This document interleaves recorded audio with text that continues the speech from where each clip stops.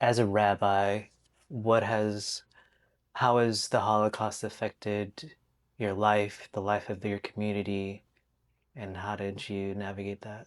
So one, I think Jewish kids grow up knowing about the Holocaust very early. Like this is one of the things, like we get it at like 7, 8 sometimes. And there's a lot of thought that's been going into Holocaust education over time. Um, I think it's also a challenge in that we're still trying to figure out how to remember without reliving.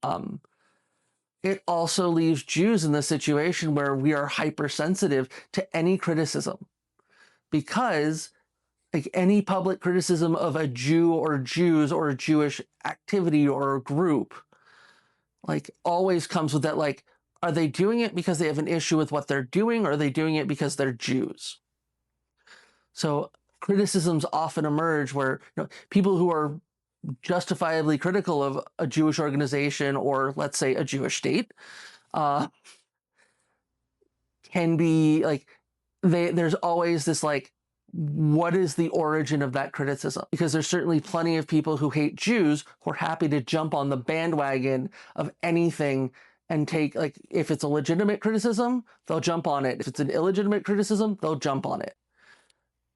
There's always this fear that any criticism is a threat, which I think leads a lot of my community to engage in irrational behavior because they're scared. Or they've been taught to be scared, or, and it's been weaponized not just by our enemies, but by people within the Jewish community who have agendas, who want us to behave in certain ways. So I think one thing that stands out to me, though, is that the Holocaust as a genocide has so much attention.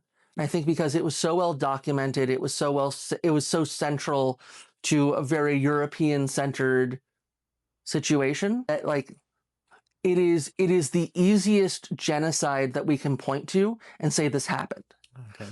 But I think, and this is something I think is a weakness in the Jewish world, is that because it was such a big deal for us, we sometimes forget that, like, while it was unique in its own particular details, it isn't unique in history. There have been genocides, countless genocides. Armenians are still trying to get the genocide that happened to them recognized.